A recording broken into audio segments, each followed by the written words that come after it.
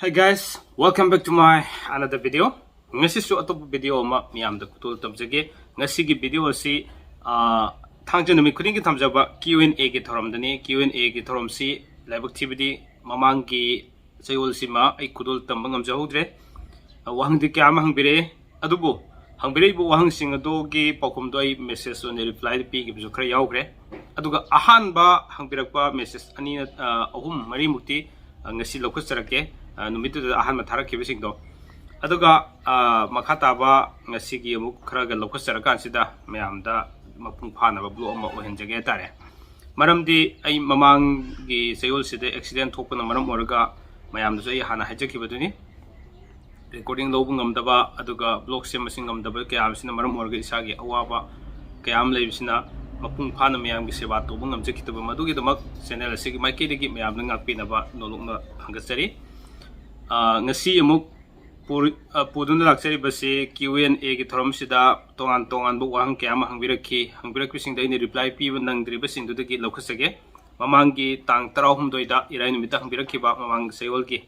aduga thangjin nongalaga tang 13 da sandoka da thoram adu sando oda ba adudagi question mari lokhasage aduga ngasi gi oina hangbirakko question mari ohum mari ng lokhasaraga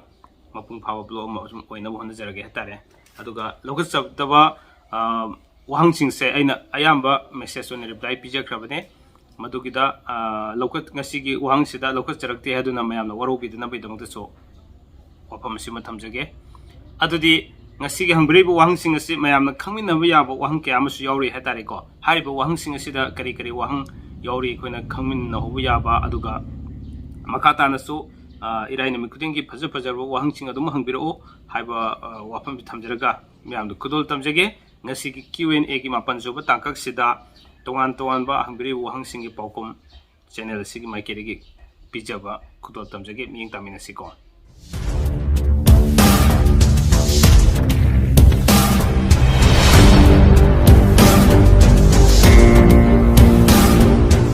pare dudi hujik ahan wahang si lokus sage ngasi gi ahan lokus sari wahang si mamang ni sayol da hangbiraki ba wahang dagi aina reply pija huda ba wahang sing dagi adum lokusage reply pi da base ahan ba mari su fawba hangbirak ki bising doi reply pi je hote adu matung tarak pusing de dom aina nang ba kan reply khra bije gi hatare hari ba aina reply pi je hoda ba sing wang sing do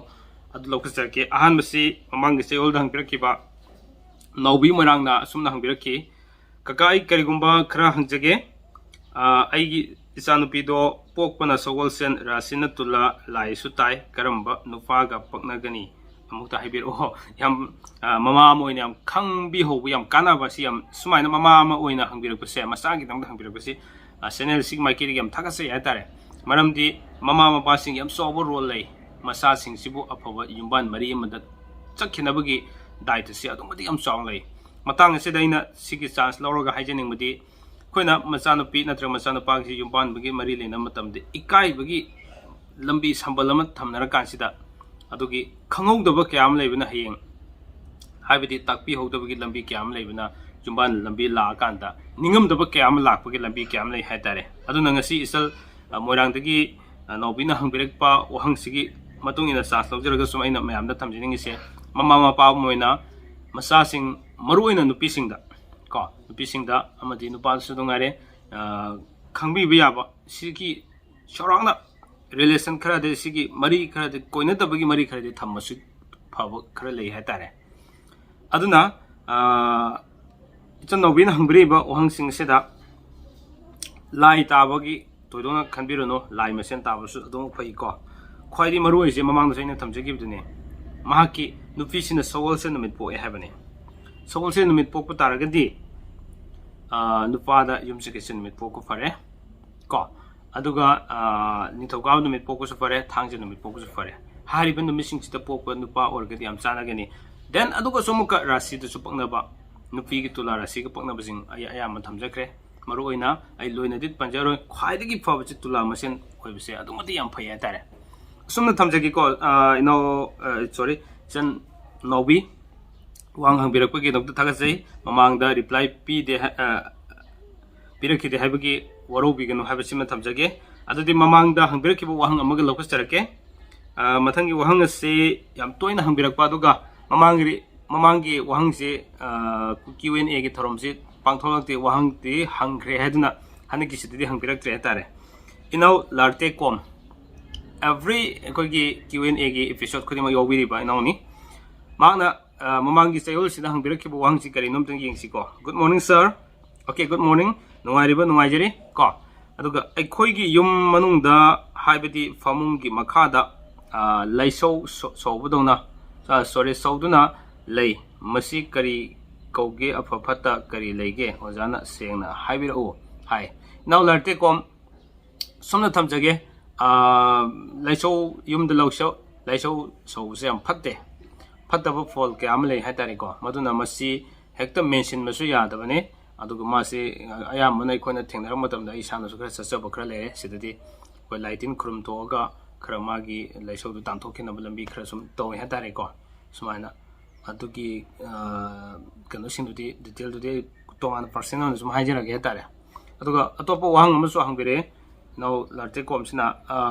aduga amana aina nomaijing ni aigi loina bina thangjani aikoi ani gi kari afafata leige sengna habiro lartecom okay isana thangja nupina nomaijing haibu ko si yam kana pangna da mukti nate adu mai oina lebi sing aduga rasi da pangna ge adu matik yam phabu oi ha tare mamang do jin thamjagi khabi di tai khabi ta bse rasi pangna ge adu matik yam phai ha tare sumna thamjagi ko ma then mathangi wahang amu lokasage mathangi wahang se okay kaka aigi ming boiler leifamna bamo lekai dagini karigumba mata hangjage lai angawba amasung angangba haibasi kari kari lai oigedage amukta haibirau lai angaw lai haidore lai haidore ai simadi tang confuse area boiler amuktanga mayek seng ibiraga mathangi da lokasar so ai lokasarake mamangi dadi hangbirakki bane boiler gisiko lai haidore ai bab oidre ibadidi lai hane ire lai angawba lai angangba habisi da kitang engon confuse am lere tare aduna sigi wahangsi mathanga mukang hangbiro aduga ai lokasarake tare oro bebi adiko okay mathangi amuk lokasage mathangi wahangsi igi now Vidyananda Maksidam yamna toina aigi QA gi tharomsi natana aigi blog khunima yeng tabiri ba musung thawai hapiri ba now Vidyananda Maksidam ni amangsu wahang kya amang birakre ngasi man hangbire wahang sisu yamna maroi bu wahang amagi manung chali yamai Vidyananda Maksidam Friday numise ngaina satkiba khanghodre thawai mi kokot base karamna kobage nanau to takpiyo okay yana maroi ba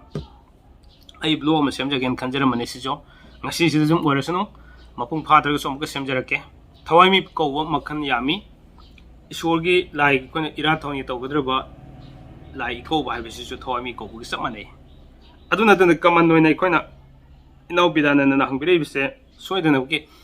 koina angang sing natraga aina turuba so uba matamda adugi thawai mi ko bisi soidana ki orangado mangale adugi on thamjarake ko aduga aikogi lai ko bogumba adugum thawami kokot sidi adugi yam sangre hatare adugi keno de tongan adu ki oibai lai harau bogi matang na singba khrasum nei najeri hatare ko si matang sing se da sumai matam na soidana ki purokane na thamjage aduga angang masa ma natraga any mi mai koina tusiloba so magi mafam du da tusin pam mafam du da natraga kari gum thawdo ma khudong ti ba thawdo ma thokpa mafam du da adu the thawami ko se for example hana aina accident thok jaga da so aina thawami ko je khwai fabdi mama oi bisina ko bi siam phaya tare ko adu aina ko job sei haijarage di sana tok job yai adu khona sum thena ko tam ahlaman singna thambiram ba takpiram gi matung ina kudong thiba thodo magi mafam da thawami ko se ai sa yaw druga so mama oi bisina magi mathar sena thawami du pu dun la su yai thawami ko ga ai koi thawami manga yawe ko thawai mi aduna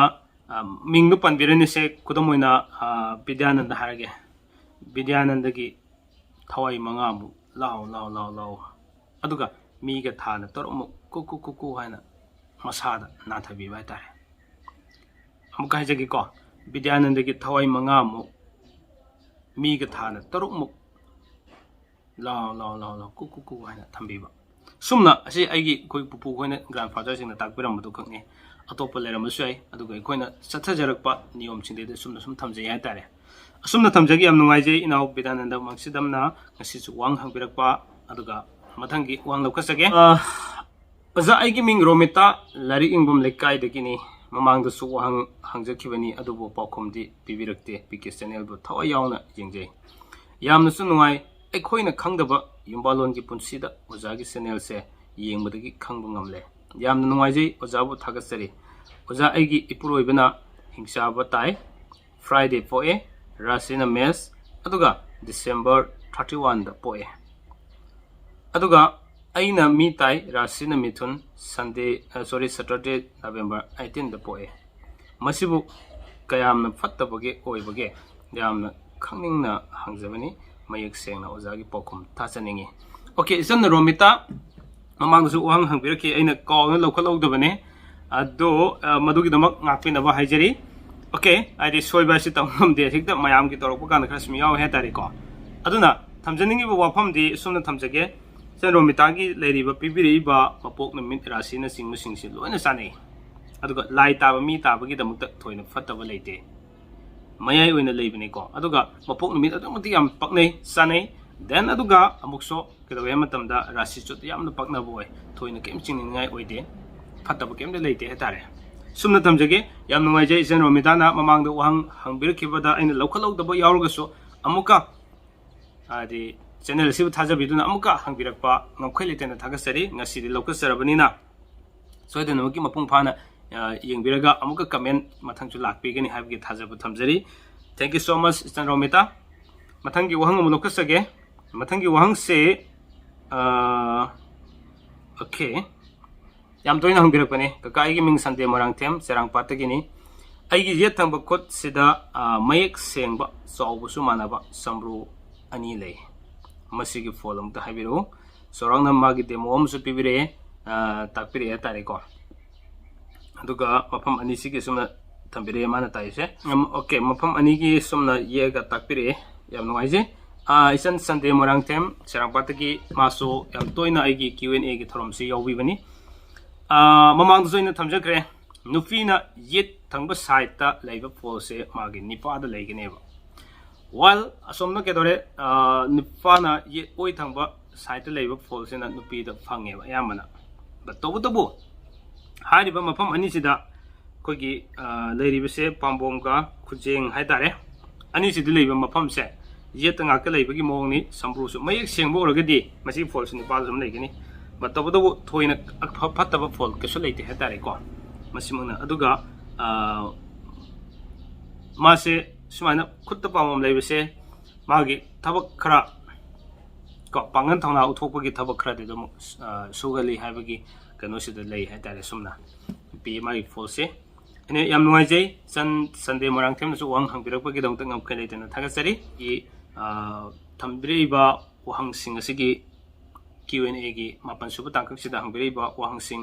amadi mayamna tabiriba sing yengbireबा sing khoi kurimukpu channel asigi marketegi ngasigi damtedi kaina nabi yathangni jabagi tanja lawjage punmakpu loiba fabu miyeng tabibagi damak ngam letena thagasaba phongdokchari aina ngangjaba matamda soikiba lankiba yawrubusu comment box amuk sumthok minaduna akoi khudimak hena mapung phana khangminabagi tanja do lomina se wafam thamjage miyoi bai se soidaba landaba ngamba nate ngangthokkiba wada ina wakhana makhalaga ngangthokbada amma hek ngangthokkibu mayawi aduna mayamna punamakto soikiba lankiba yawrusu ngakmina se wafam thamjaraga punamakpu amukasana khurumjari kanglei pakna yaipare